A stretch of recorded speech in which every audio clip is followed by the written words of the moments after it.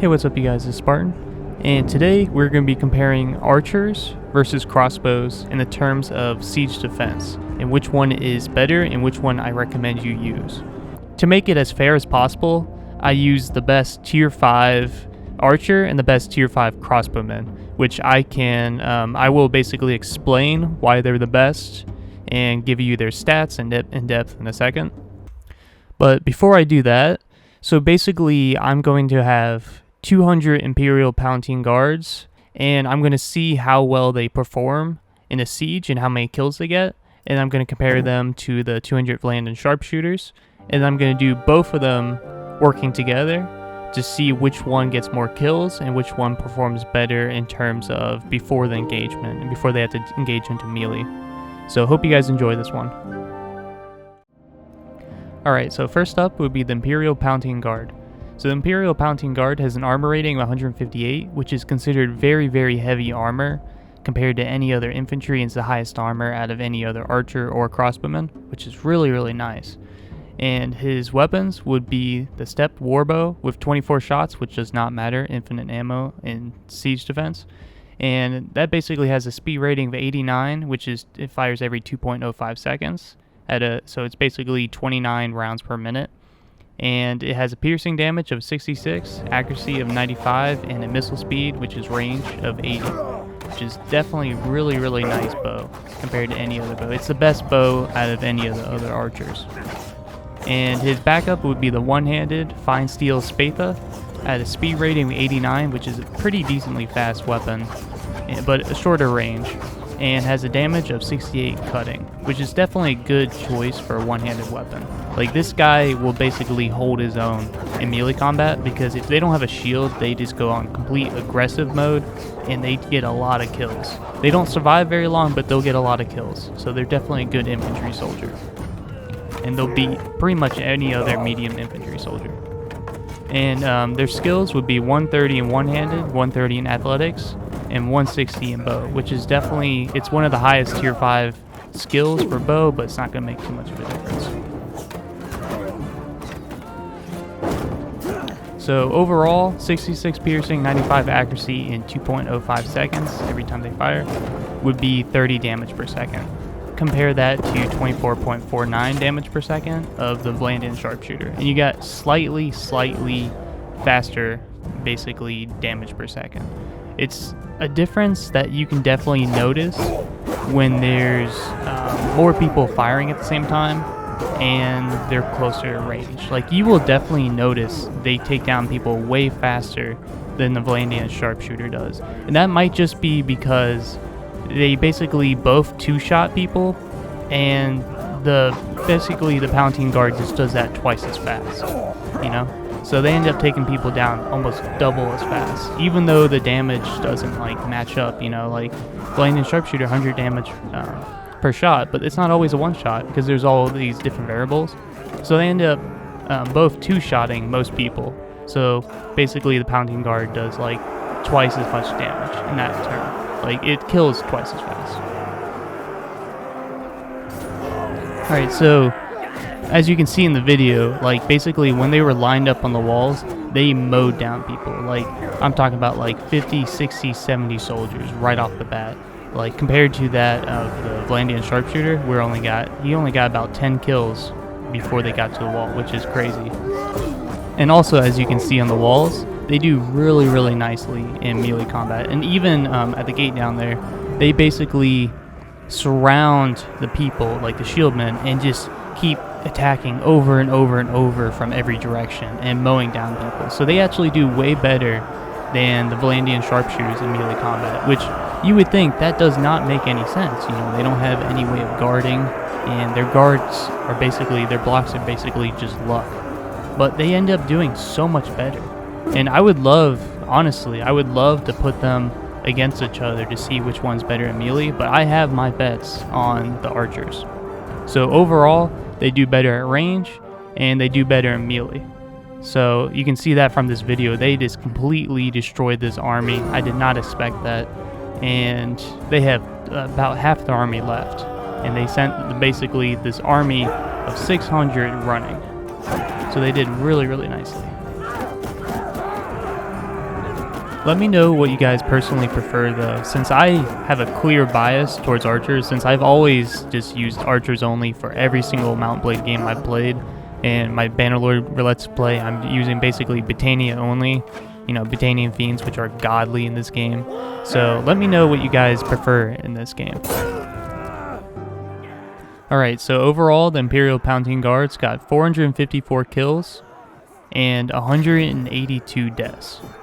So they did overall really well, and they met my expectations, and we shall see how well the Valendian sharpshooters do. Alright, so next up would be the Valendian sharpshooter. So the Valendian sharpshooter has an armor rating of 130, skills rating of 130 one-handed, 130 crossbow, and 130 athletics, which is very mediocre skill-wise, and armor-wise would be one of the lowest for tier 5 units. Definitely not a unit you want in a close range fight. And so his weaponry would be the bound crossbow, one-handed sword, and a board shield. And the bound crossbow has 20 bolts, which will not matter in this game mode since there's infinite ammo, and has a speed rating of 63, which basically means he fires every 4.05 seconds, which makes it so he fires 15 rounds per minute. And it does a damage of 100 piercing, which is really nice. It's highest in the game. Has an accuracy of 100, so never misses as long as you know, they don't have a shield or whatever.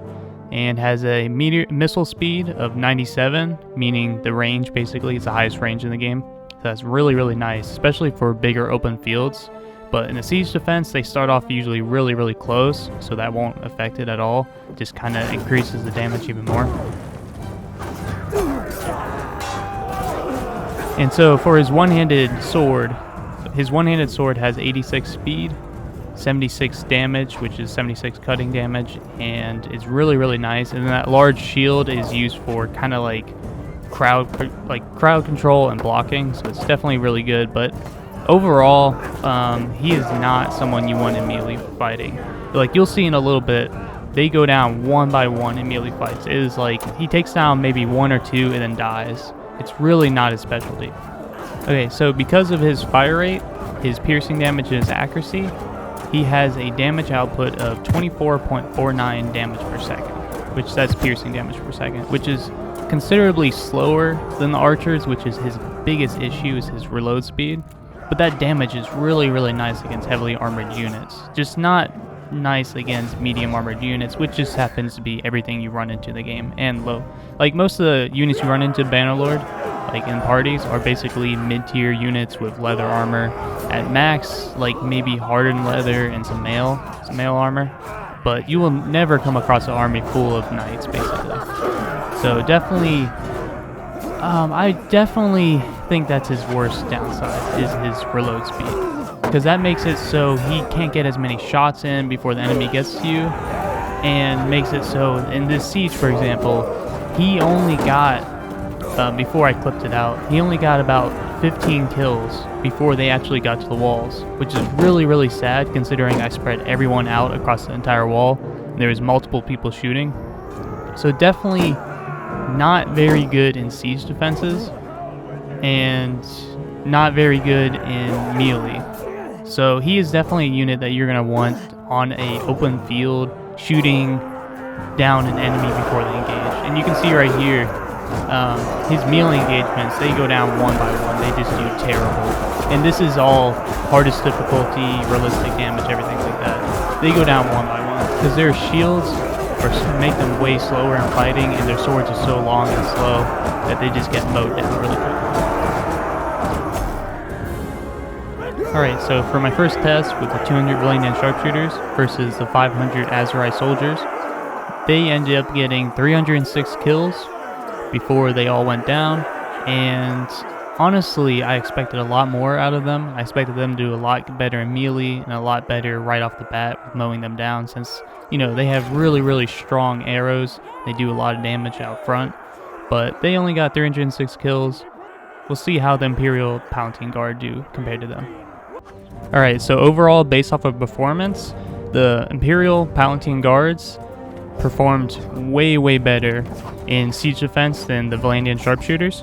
And basically that is because of the raw damage output they do, their fire rate, and basically their biggest downfall is having only 20 shots, and when you basically put them into a siege defense situation where they have unlimited arrows, they just become an absolute machine gun of arrows, and they do so flippin' well.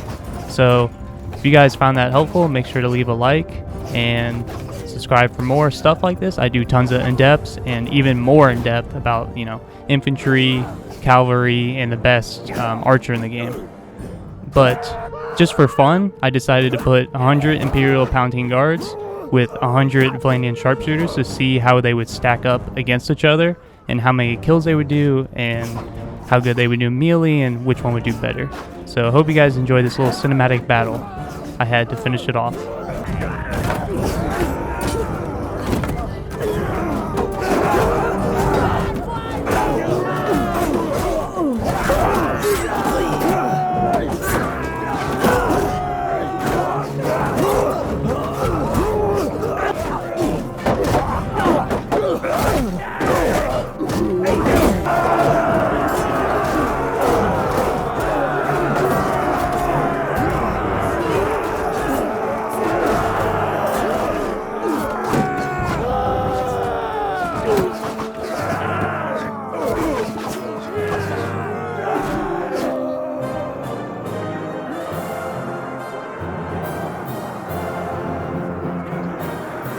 Alright, so there you have it.